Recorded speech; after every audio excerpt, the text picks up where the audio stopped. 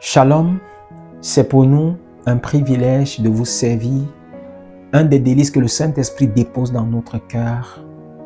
C'est une joie pour nous de partager avec vous la parole de Dieu.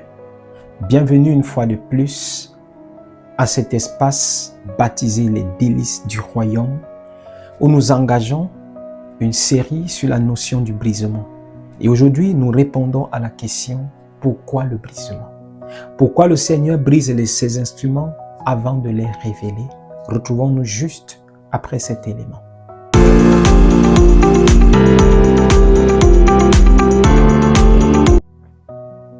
Pourquoi le brisement? Pourquoi le Seigneur soumet ses instruments au brisement avant de les révéler? Je voudrais dire d'entrée de jeu que le brisement n'est pas une humiliation. Le brisement n'est pas une punition, encore moins un supplice imposé par Dieu à ses appelés, mais c'est un processus transformationnel au travers duquel il se charge de façonner les siens avant de les utiliser. Mais pourquoi les brise-t-il au fait? Nous allons partager avec vous 5 raisons pour lesquelles le Seigneur vous brise avant de vous utiliser ou avant de vous mener à la prochaine étape de votre processus. La première raison, c'est que le Seigneur te brise parce qu'il veut tuer ton ego. L'homme est naturellement narcissique et éprouve du plaisir à s'auto-valoriser, à parler de ses exploits, à parler de ses gloires et de ses prouesses. Et le plus souvent, quand le Seigneur veut t'utiliser, l'une des choses qu'il va d'abord traiter en toi, c'est briser cette dimension de ta personne afin que lui seul soit sur la sellette dans ta vie, afin que lui seul prenne les devants dans ta vie. C'est un processus qui ne sera pas du tout facile, mais pour que tu sois ce que le Seigneur veut, il faut que le moi meure. Il faut que tout ce qui en toi fera ombrage à l'œuvre du Saint-Esprit soit totalement évacué.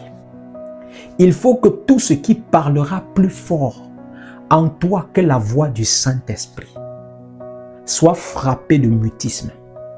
Et pour cela, le Seigneur va te soumettre à un processus qui n'est pas toujours facile, à un processus qui n'est pas toujours aisé à supporter. Mais pour que tu sois ce leader, pour que tu sois cet époux, pour que tu sois cette épouse, pour que tu sois ce berger que le Seigneur désire, il va tuer en toi la force, le pouvoir du moi. La seconde raison pour laquelle le Seigneur te soumet au brisement, c'est qu'à travers le brisement, il t'enseigne la dépendance totale à lui. Jésus a dit aux disciples, en Jean 15 au verset 5, « Car sans moi, vous ne pouvez rien faire. » Dieu ne peut pas t'utiliser si tu crois que c'est par tes propres forces que tu as les résultats que tu as.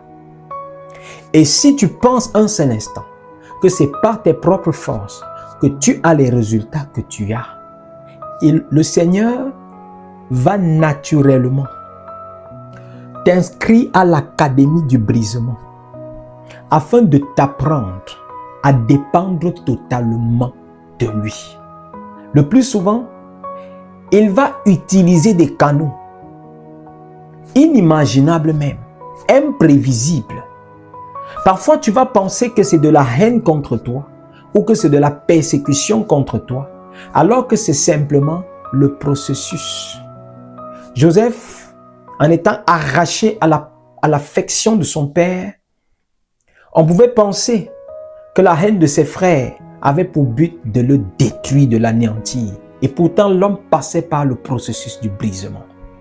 Il a ensuite été arraché de la maison de Potiphar pour se retrouver en prison.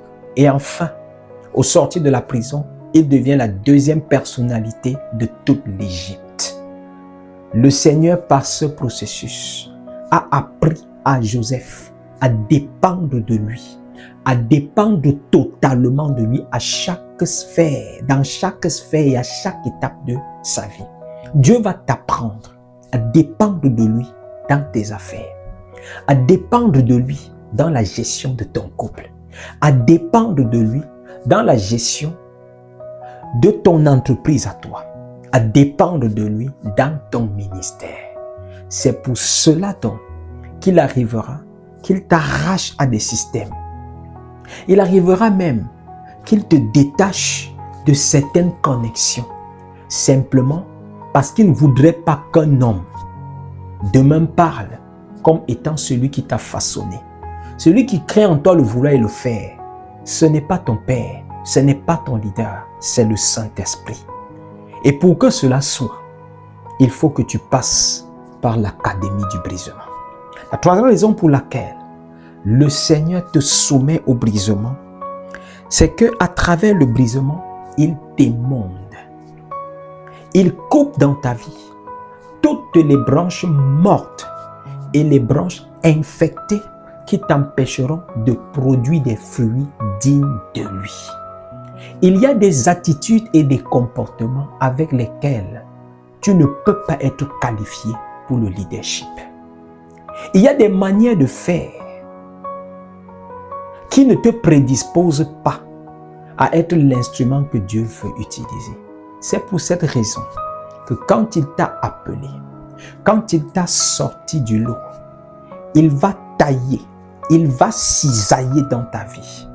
Et quand nous parlons de t'émonder, ça veut dire que c'est des choses qui vont se faire dans la douleur.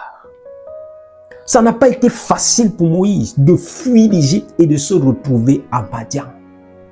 Dieu l'amène en fait à Madian parce qu'il veut apprendre à ce dernier que là où il pense que la justice s'impose par la violence, qu'il apprenne la douceur.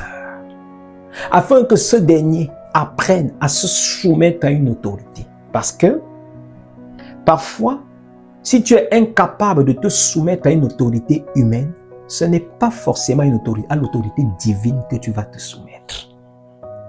C'est pour cela que le Seigneur parfois te place sous des personnes pour t'humilier, pour t'apprendre à descendre. Et quand il t'utilisera, tu apprendras à laisser que sa volonté seule soit faite dans ta vie. La quatrième raison pour laquelle le Seigneur te brise, c'est qu'il veut par le brisement t'enseigner l'humilité. L'humilité est la force des héros de Dieu.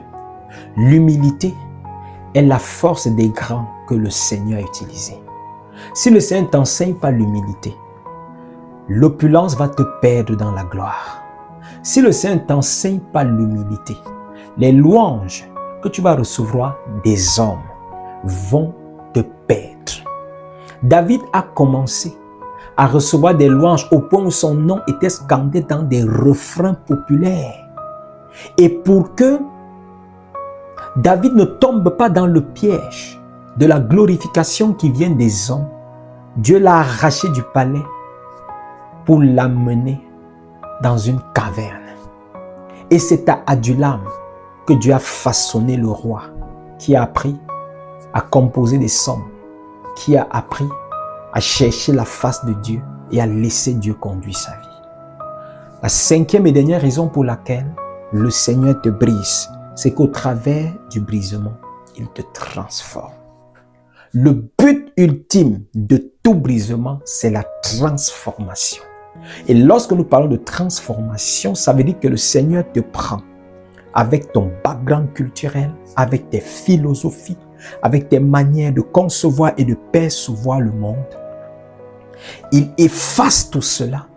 Il fait une sorte de reprogrammation et installe dans ton système de pensée sa manière de voir les choses. En réalité, d'après ce qui est dit dans Osée chapitre 2, je lirai le verset 6 et le verset 22 principalement. Dieu dit, c'est pourquoi voici, je veux l'attirer et le conduire au désert et je parlerai à son cœur. Dieu t'amène au désert parce qu'il veut parler à ton cœur. Quand tu n'es pas passé par le désert, tu ne connaîtras pas les vibrations du cœur de Dieu. Quand tu n'es pas passé par le désert, tu n'apprends pas et tu ne comprends pas le langage du Père. Parfois, pour que tu comprennes le langage de Dieu, il faut qu'il t'amène au désert. Et au verset 22, il dit, « Je serai ton fiancé par la fidélité et tu connaîtras l'Éternel. » Le verbe « connaître » en hébreu veut dire avoir une relation intime. Le brisement donc vise à t'enseigner l'intimité avec Dieu, la communion parfaite avec le Seigneur. Je prie que le Seigneur, qui ouvre pour toi cette série, te conduise dans le processus de brisement. Et si tu lui résistais, que ta chair lui cède le trône. Je prie que cette parole te bénisse, que tu la partages afin qu'elle puisse aussi bénir d'autres personnes. Abonne-toi à notre chaîne et tu découvriras d'autres vidéos comme ce que nous te présentons ainsi. Sois abondamment béni au nom de Jésus-Christ. Amen.